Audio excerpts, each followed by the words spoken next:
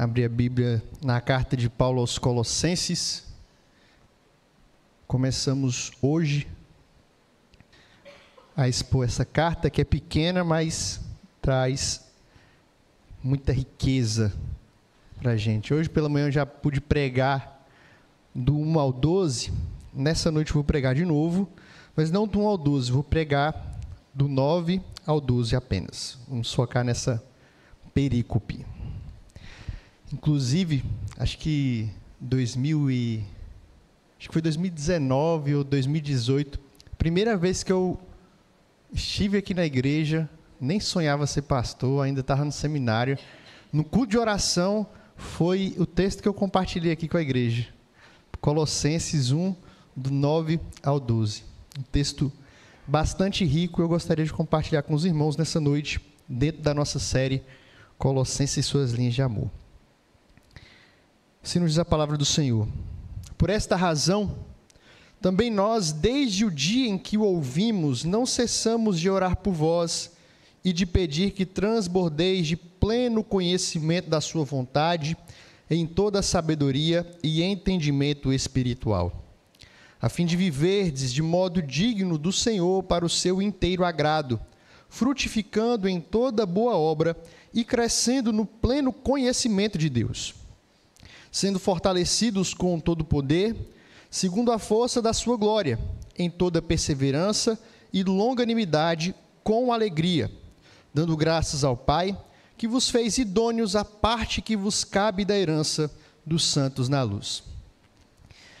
Senhor bendito, nós louvamos o Teu nome, te agradecemos, ó Pai, pelo privilégio de o Senhor nos trazer à Tua casa e, nesse momento tão especial, podermos ouvir a Tua palavra. E pedimos, ó Deus, por misericórdia, que o Senhor fale aos nossos corações. Apesar de mim, ó Deus, que eu não seja um empecilho para que os meus irmãos nessa noite possam ouvir a Tua voz. Que o ambiente, que as pessoas ao lado, que o celular, que nenhuma distração, ó Deus, possa impedir a gente de ouvir a Tua voz nessa noite. E que o Senhor possa nos despertar para aquilo que o Senhor mesmo tem preparado para cada um de nós, através da Tua palavra aqui. Ministra aos nossos corações, é no nome de Jesus que nós oramos confiados. Amém. Amém.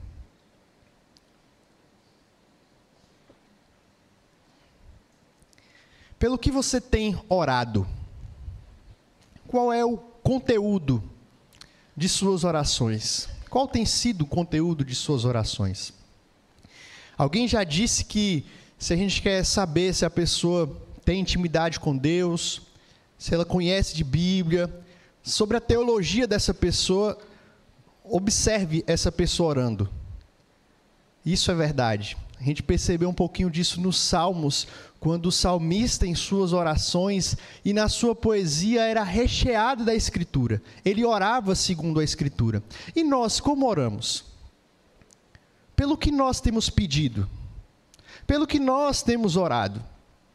O pastor Joás, ele costuma sempre bater nessa tecla, de como nós costumeiramente pedimos por tantas coisas. Pedimos pela saúde, pedimos por um livramento, pedimos por um emprego, pedimos por riqueza, por bens, por passar no vestibular, por um casamento. A gente pede por tanta coisa que às vezes parece que o nosso coração está firmado nas coisas desse mundo. Não que você não possa pedir por isso. Nós podemos, e nós temos essa liberdade no nosso Pai. Afinal de contas, Ele nos ensinou a orar pelo pão nosso de cada dia. Mas será que nós só temos pedido por isso? Você já parou para pensar um pouquinho sobre o conteúdo de suas orações? Quando nós olhamos para essa oração de Paulo aos Colossenses, nós somos levados a pensar ou repensar no que deve permear as nossas orações, no conteúdo que precisa estar presente em nossas orações. Hoje pela manhã nós já vimos que Paulo escreveu essa carta para esses irmãos depois de ter recebido o relato do pastor e plantador dessa igreja chamado Epáfras. E ele chegou até Paulo. Paulo estava preso. Essa é uma das cartas da prisão do apóstolo Paulo. Ele não conheceu essa igreja, esses irmãos pessoalmente.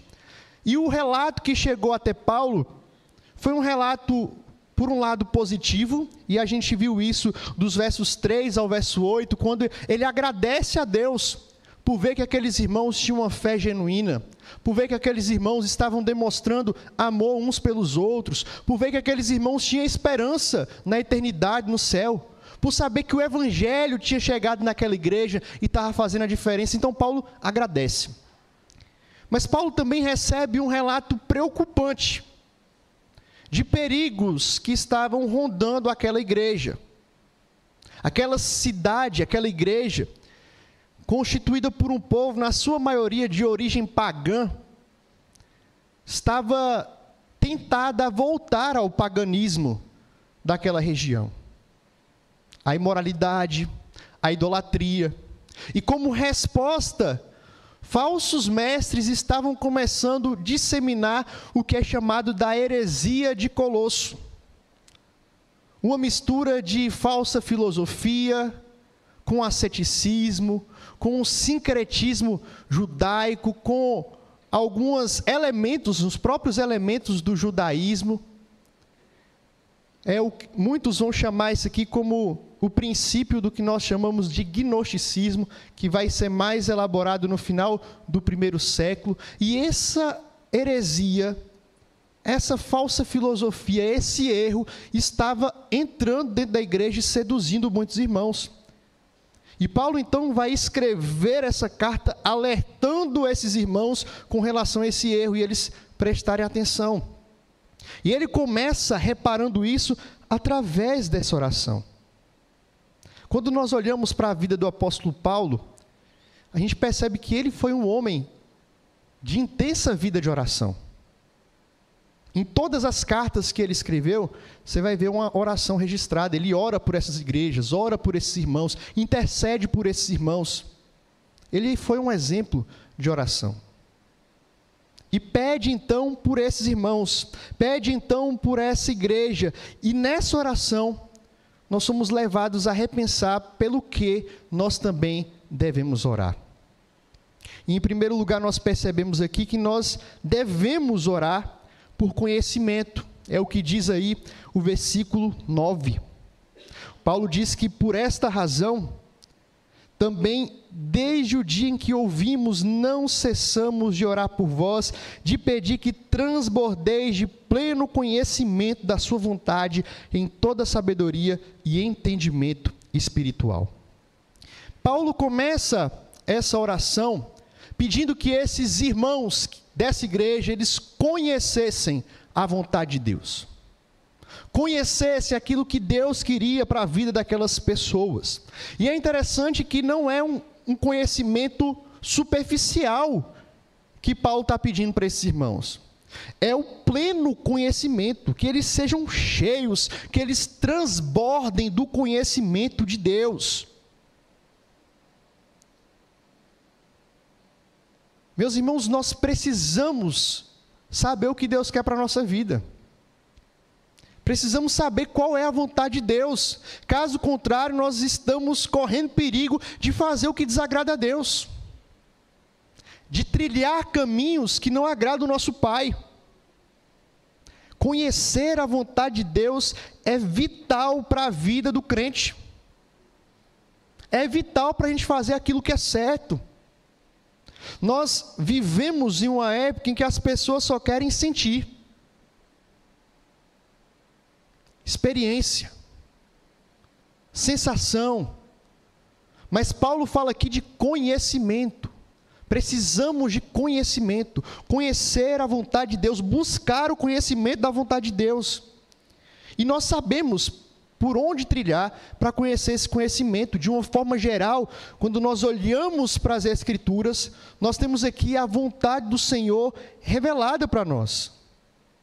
Sabemos o que precisamos para agradar a Deus, sabemos o que é essencial aqui para a gente ser salvo, o caminho que a gente precisa trilhar até o céu. Tudo isso nós temos aqui, na palavra de Deus, está revelado para nós. Não devemos buscar isso a parte da palavra de Deus, que era justamente o que esses irmãos lá de Colossos estavam começando a fazer. Essa heresia, esse erro, ele dizia que esse conhecimento, essa elevação espiritual era adquirida através de um conjunto de conhecimentos místicos, secretos. Não eram todos que tinham acesso a esse conhecimento. Era um grupo bem específico, um grupo bem especial. E Paulo vai dizer: não, eu quero que todos vocês conheçam, e esse conhecimento está disponível a todos através das Escrituras. E não é esse conhecimento que esses falsos mestres estão dizendo. Eu quero que vocês conheçam aquilo que está na palavra de Deus. E Paulo fala: não apenas conheçam, mas que vocês sejam plenos, que vocês sejam cheios. A palavra aqui para cheio, para pleno, é o mesmo que ser controlado pela vontade de Deus. Meus irmãos, isso é muito profundo. É dizer que não é a sua vontade que vai sobressair. Não é aquilo que você pensa a respeito de algo. Não é aquilo que você deseja, não é aquilo que você sente, mas é aquilo que Deus diz. É aquilo que Deus quer. É ser controlado pela vontade dele e não a sua. E Paulo pede isso para esses irmãos, para que quando eles estiverem em casa, relacionando com seus filhos, com sua esposa, eles sejam controlados pela vontade de Deus. Para que quando eles estivessem nos negócios, no trabalho, nas suas relações ali, eles fossem controlados pela vontade de Deus. Para quando eles estivessem nas sinagogas, se relacionando com seus irmãos, eles fossem controlados pela vontade de Deus. Para quando eles estivessem nas escolas, eles fossem controlados pela vontade de Deus. Que eles fossem cheios, plenos, controlados por aquilo que o Senhor mesmo prescreveu. É isso que Paulo pede para esses irmãos: conheçam. Sejam cheios, sejam plenos. E ele coloca 2 elementos aqui relacionados a isso. A sabedoria, que é justamente essa capacidade da gente conhecer e aplicar a vontade de Deus. E a palavra do Senhor é muito clara quando diz que o princípio da sabedoria é temer o Senhor.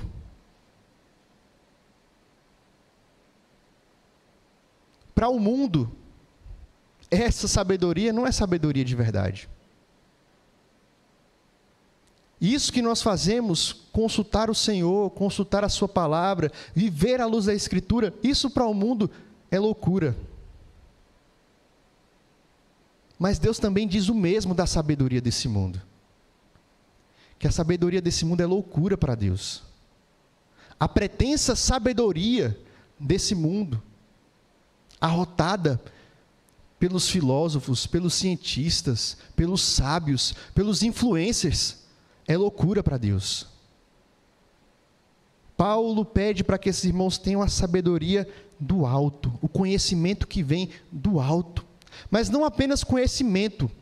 E Paulo aqui, ao longo dessa carta, ele vai ser muito claro a respeito disso, de como ele pede para esses irmãos e como nós devemos buscar também, não apenas um conhecimento intelectual, não apenas um saber a mais, mas a capacidade de viver isso. É por isso que ele pede para esses irmãos entendimento espiritual. Se por um lado a sabedoria diz respeito a esse conhecer, a esse saber o que Deus quer, o entendimento se refere aqui, meus irmãos, a discernir e aplicar essa verdade. É você conseguir fazer aquilo que agrada a Deus. É você ter poder para fazer o que é certo. E Paulo pede isso para aqueles irmãos. Pede para que aqueles irmãos conheçam, mas não apenas conheçam, mas para que eles sejam capazes de aplicar essas tarefas na sua vida. Meus irmãos, esse é o tipo de coisa que todos nós precisamos pedir. Porque eu tenho certeza aqui que tem muitos que sabem muito de Bíblia, que já ouviram muito a respeito do Evangelho, mas tem faltado esse poder de colocar isso em prática. E por isso nós precisamos orar por isso, meus irmãos. Pedir que o Senhor não apenas nos dê o conhecimento, mas que Ele nos capacite a colocar esse conhecimento em prática. Já falei isso aqui mais de uma vez, mas eu gosto muito dessa expressão do pastor lá de Recife, que ele costuma dizer que não importa o que a gente conhece, mas o que a gente faz com o que a gente conhece. O que você tem feito com o que você conhece das Escrituras? Sua mente está cheia da palavra de Deus? Sua mente está cheia da vontade de Deus? Você tem conseguido colocar essa vontade em prática na sua vida, discernir e aplicar isso? É por isso, meus irmãos, que devemos orar constantemente: Senhor, me dê conhecimento da sua vontade, me dê a capacidade de colocar isso em prática na minha vida. E Paulo pede isso por aqueles irmãos, para que aqueles irmãos, diante das ameaças, diante dos erros, diante dos falsos ensinos e de um conhecimento que afastava do Senhor, eles pudessem se atentar para o verdadeiro conhecimento, que é o conhecimento que vem de Deus, e viver sem isso. Tem muito conhecimento sendo vendido aí na praça, mas conhecimento que nos afasta do Senhor. Que nós possamos nos atentar para o verdadeiro conhecimento, o verdadeiro saber, a verdadeira sabedoria que vem do Senhor, e possamos colocar ela em prática. Ore por isso. Peça por isso. Mas nessa oração também somos ensinados que nós devemos orar por uma vida que glorifica a Deus. É o que diz aí o verso número 10.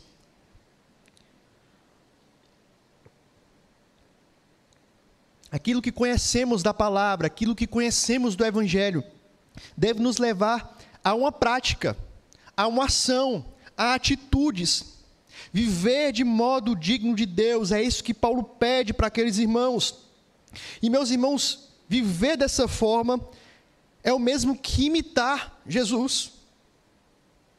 É o mesmo que andar como Jesus andou. É o mesmo que ser santo como Deus é santo. É viver uma vida que glorifica, que agrada ao Pai. O falecido pastor batista, Russell Shedd, ele diz que modo digno é como uma balança. De um lado, você coloca as suas ações, as suas atitudes, e do outro lado, você coloca a palavra, as atitudes de Cristo. Se as nossas atitudes não condizerem com aquilo que Cristo fez, aquilo que está na sua palavra, vai haver um desequilíbrio nessa balança. E a balança precisa estar equilibrada. Viver de modo digno é viver dessa forma. Uma vida pareada com a Escritura. Uma vida segundo a palavra de Deus. Caso contrário, nós estaremos vivendo de forma indigna. Veja que profundo o que Paulo traz aqui para esses irmãos. Vivam de modo digno. Como é difícil, meus irmãos. Como é sério, como é profundo o que Paulo traz aqui. E ele nos mostra 3 elementos de como nós vivemos desse modo digno. Primeiro, vivendo para o seu inteiro agrado, é o que ele diz aqui. Paulo retrata bem, ou melhor, os irmãos que escreveram lá em Westminster a nossa confissão, eles retratam bem o que Paulo está colocando aqui. O propósito pelo qual nós vivemos é viver de um modo que agrada a Deus. É viver de um modo que glorifica a Deus. É você nos seus estudos glorificar a Deus. É você no seu trabalho tratar o seu patrão, tratar o seu empregado, relacionar comercialmente de uma forma que agrada a Deus, sem injustiça, sem fraude, sem sonegação. É você na sua casa, no seu relacionamento com seus filhos, com sua esposa, agradar a Deus, respeitando sua esposa, não pirraçando seus filhos, honrando seu pai. É você aí fora, testemunhando do Senhor, sendo sal, sendo luz, fazendo diferença em todo momento, uma vida que agrada a Deus. Isso é viver de modo digno do Senhor. Nós temos vivido dessa forma. Paulo pede ao Senhor para que aqueles irmãos vivam dessa forma. Mas não apenas dessa forma. Paulo diz aí que a vida desses irmãos precisavam frutificar. É o que diz no verso 10 ainda: frutificando em toda boa obra. Viver de modo digno do Senhor é dar frutos. Paulo vai falar sobre a questão do fruto muito claramente lá na carta aos Gálatas, quando ele faz um contraste entre aquilo que é obra da carne, impudicícia, lascívia, a cobiça, em contraste com o fruto que é produzido pelo Espírito, que é o amor, que é a bondade, que é a alegria, a mansidão, o domínio próprio, a longanimidade. Paulo diz que, e ora por esses irmãos para que eles frutifiquem, para que a vida deles testifique que de fato eles são filhos de Deus, que de fato eles são cristãos, que de fato o Evangelho tem transformado e moldado a vida deles, que vocês frutifiquem em toda boa obra, ou seja, em tudo que vocês fizerem. Frutificar. Não basta boas intenções, não basta bela palavra, não basta conhecimento, nós precisamos dar fruto. E sabemos, meu irmão, pela Escritura, que esse fruto não é obra nossa. Não adianta a laranjeira forçar para sair manga que não vai sair. Da mesma forma, a mangueira não pode forçar para sair açaí. Vai sair manga, vai sair laranja. Se de fato nascemos de novo, nós vamos frutificar, e precisamos frutificar. Mas se não temos frutificado, meus irmãos, não temos dado frutos de arrependimento, frutos de novo nascimento, fruto do Espírito Santo, precisamos repensar, como vimos na primeira aula da nossa EBD, nos perguntar, fazer um autoexame. Espera aí, eu já experimentei isso mesmo?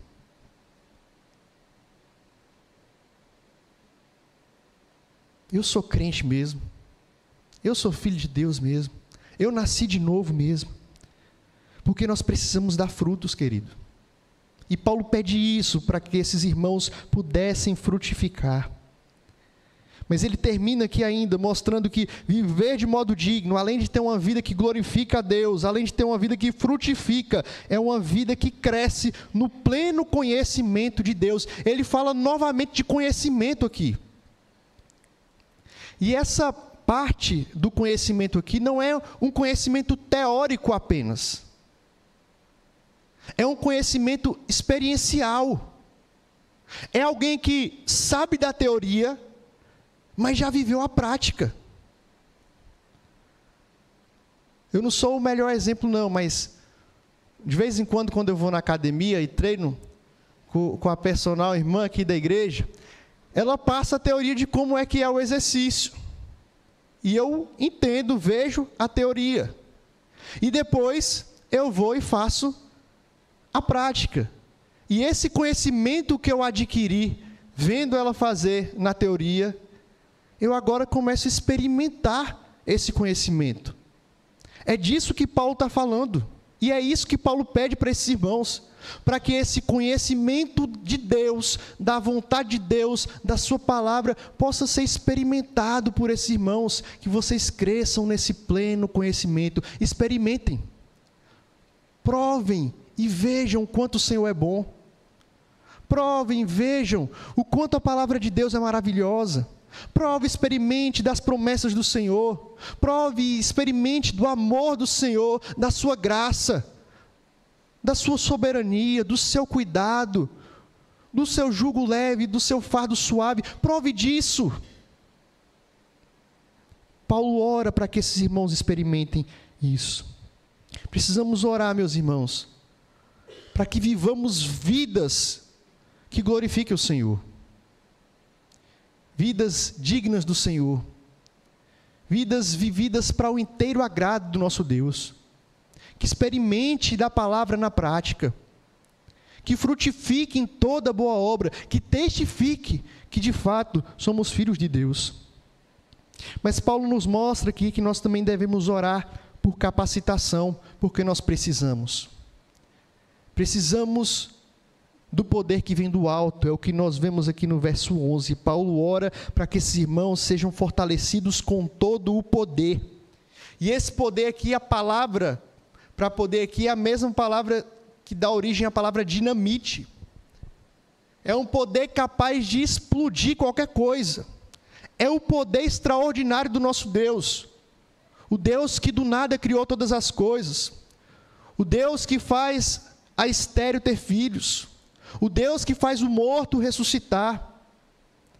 É esse poder maravilhoso aqui que Paulo pede para esses irmãos, para que o Senhor os capacite com o poder. É isso que falta em nossas vidas, meus irmãos, para a gente colocar em prática a palavra de Deus. Falta poder, falta capacidade, falta capacitação. E se nós não orarmos, se nós não buscarmos dependência do Senhor, do Espírito Santo, esse poder não vai vir. Precisamos pedir ao Senhor, Senhor, nos fortaleça com todo o seu poder. Nos dê poder, nos dê condições de fazer aquilo que te agrada. É isso que Paulo pede para esses irmãos, e nós precisamos pedir também. Paulo ora por poder, por capacitação, para que esses irmãos enfrentem as dificuldades, as lidas, os combates que eles iriam enfrentar certamente durante esse enfrentamento contra essa heresia que estava invadindo a igreja. E Paulo pede então que o Senhor capacitasse esses irmãos com perseverança. E a palavra aqui para perseverança diz respeito à paciência para suportar circunstâncias difíceis. É você passar por um momento de dor, de enfermidade, de perda, de crise financeira, em relacionamento, e você ter perseverança, paciência para passar por isso confiado no Senhor. Paulo pede por isso, que o Senhor conceda perseverança para esses irmãos. Não é simplesmente um prazer em sofrer, ou um sofrer calado, ou aceitar um determinismo, um fatalismo, mas é confiar que Deus está no controle. É confiar que em meio a essa situação, Deus continua sendo Deus, guiando a minha vida. Então Paulo pede, Senhor, capacite esses irmãos para enfrentarem situações difíceis. Não sei qual situação difícil você tem enfrentado, você tem passado, experimentado, mas meu irmão, através da oração, o Senhor é capaz de prover para você perseverança, para que você enfrente essa situação. E Paulo vai terminar esse versículo dizendo como.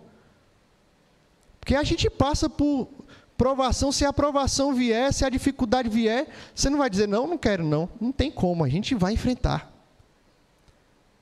A questão é como a gente passa por isso. Como a gente passa por essas dificuldades. Paulo vai falar aqui que eles passem por essas dificuldades com alegria. E a gente pode passar por dificuldade com alegria, sim.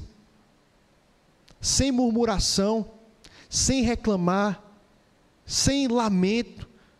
Embora seja normal e não seja pecado a gente chorar, a gente questionar. Mas, meus irmãos, o crente, ele pode passar pela situação confiante, alegre, porque ele conhece o caráter de Deus. Porque ele conhece o Deus a quem ele serve. E sabe que por meio dessas provações e por meio dessas dificuldades, o Senhor nos molda, o Senhor nos transforma e o Senhor está abrindo o caminho até o encontro dele. Então, Peça ao Senhor. Está passando por dificuldade? Peça ao Senhor perseverança. E que você enfrente isso com alegria, a alegria dele. Mas Paulo fala também e pede por esses irmãos que eles tenham longanimidade.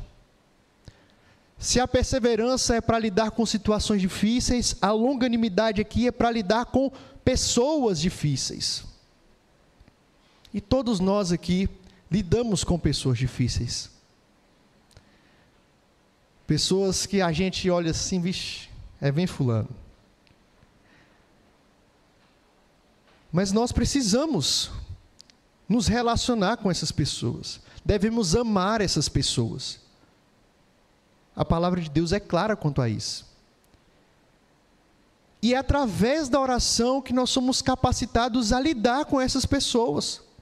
O Senhor nos dá paciência, longo ânimo para caminhar com esses irmãos, com essas pessoas. Vamos enfrentar, e você pode ser uma dessas pessoas, inclusive, na vida de outro. Peça ao Senhor que capacite você a ter tato, a ter amor, a ter alegria, a ter paciência para lidar com esses irmãos. Paulo pede: Senhor, capacite a igreja de Colossos, capacite a IPJC, capacite cada irmão aqui nessa noite a ter poder para enfrentar essas situações, para lidar com pessoas difíceis, confiado no Senhor, com alegria. Devemos orar ao Senhor por capacitação, porque essa força não vem da gente. Essa vontade, essa disposição não vem da gente, pelo contrário. A nossa disposição natural é, diante de uma situação difícil, a gente duvidar, a gente murmurar, a gente reclamar, a gente chutar o balde. É a nossa disposição natural, mas a gente precisa pedir: Senhor, me dê poder para passar por isso, confiado em Ti. A nossa disposição natural diante de pessoas difíceis é não querer nem olhar para a cara do sujeito, é não querer perto, querer distância, passar longe. Mas peça ao Senhor: Senhor, eu preciso, eu necessito de longanimidade. Afinal de contas, além de ser algo que o Senhor nos capacita com o seu poder, longanimidade é um do fruto do Espírito, uma parte do fruto do Espírito. Todo aquele que é crente, que nasceu de novo, precisa ter longanimidade. Fruto do Espírito não são frutos em que você escolhe qual gomozinho você quer ter, não. Você precisa desenvolver cada um daqueles aspectos do fruto do Espírito, inclusive a capacidade de lidar com pessoas difíceis. Então peça ao Senhor, porque é somente através dele que nós conseguimos força para lidar com pessoas difíceis também. Mas Paulo encerra essa oração mostrando que nós devemos orar em gratidão ao Senhor.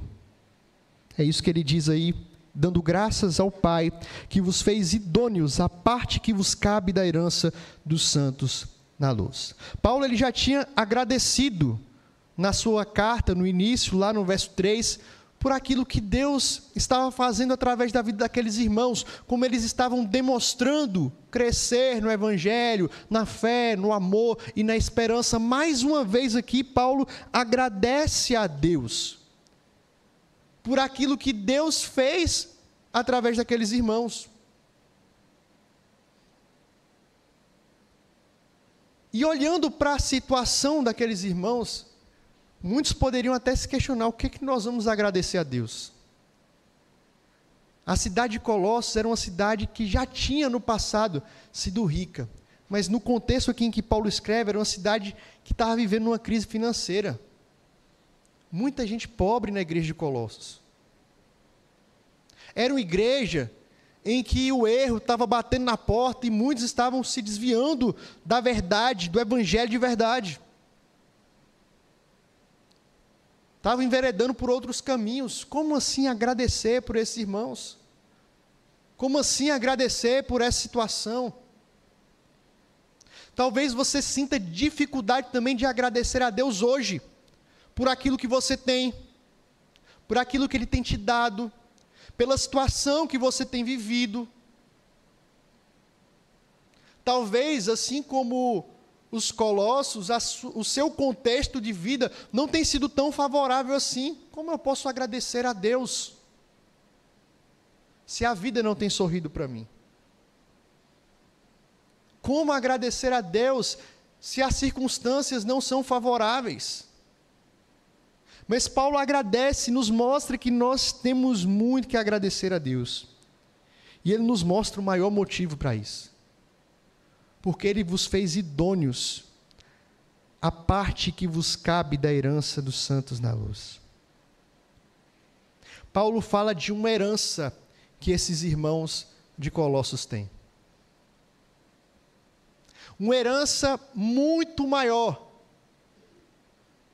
do que qualquer riqueza terrena.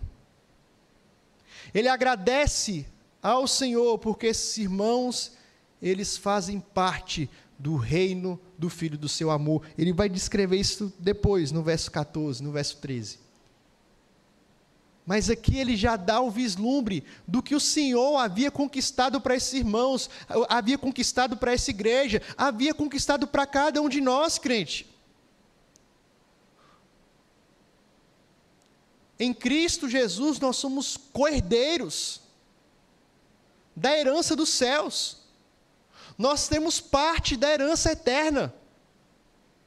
Uma riqueza indizível, incontável, maravilhosa, extraordinária, disponível para todo aquele que crê. Se tem alguém, se tem um povo que tem motivo de sobra para agradecer, esse povo é o povo de Deus. Porque qualquer crise pode aparecer, econômica, sanitária, moral, social, e nenhuma delas é capaz de roubar a herança que nós temos assegurada por causa de Jesus Cristo.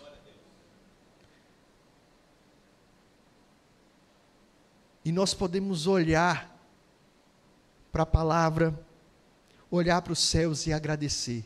Senhor, eu te dou graças.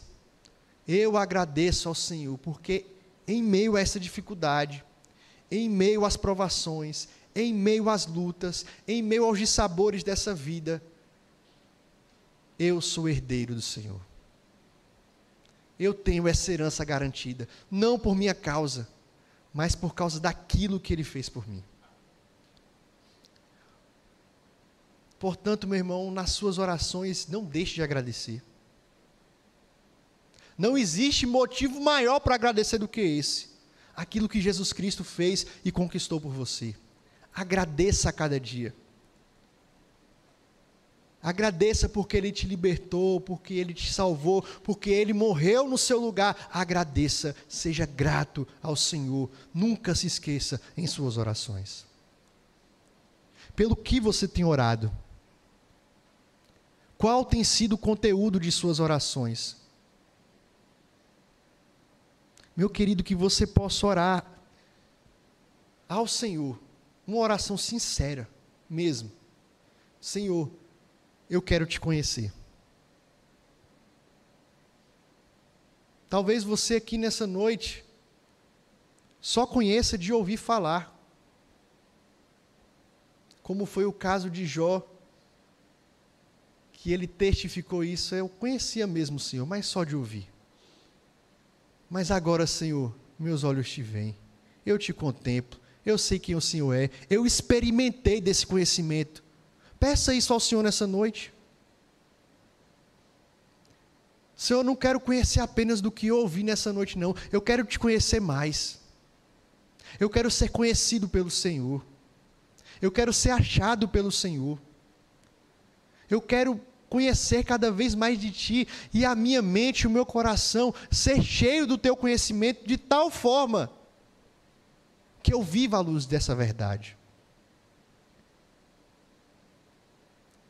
Mas ore também ao Senhor, pedindo que Ele te capacite para isso, porque é possível que você conheça muito, muito de Bíblia, muito de teologia, já tem estudado, lido livros, assistido muito vídeo no YouTube de pregações, mas você ainda não consegue viver isso, colocar isso na prática, peça ao Senhor: Senhor, me ajuda a viver isso. Me ajuda a viver o que eu conheço.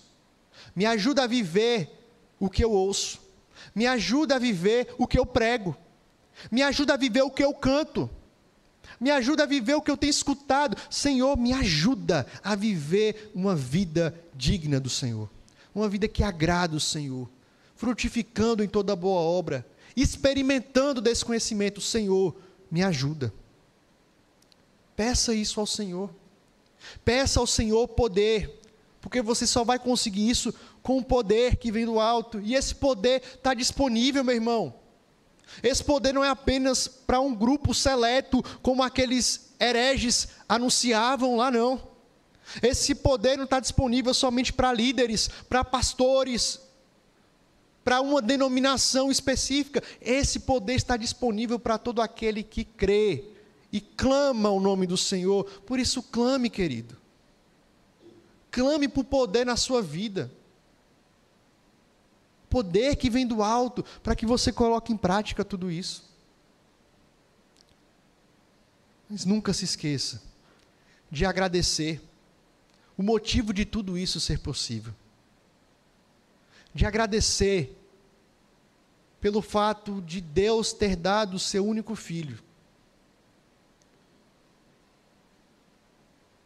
A maior expressão da revelação de Deus. O Deus que se fez carne, o Verbo que se fez carne, a palavra encarnada, que veio, viveu, sofreu, morreu e ressuscitou para conquistar algo extraordinário por nós no céu, e que nos garante a possibilidade desse conhecimento, a possibilidade de conseguirmos viver desse jeito aqui na terra, a possibilidade de experimentar desse poder maravilhoso. Agradeça ao Senhor por aquilo que Ele fez em Cristo Jesus. Que o Senhor nos ajude, nos ensine a orar.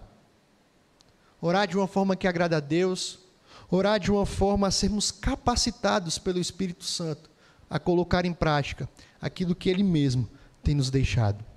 Que Deus nos abençoe.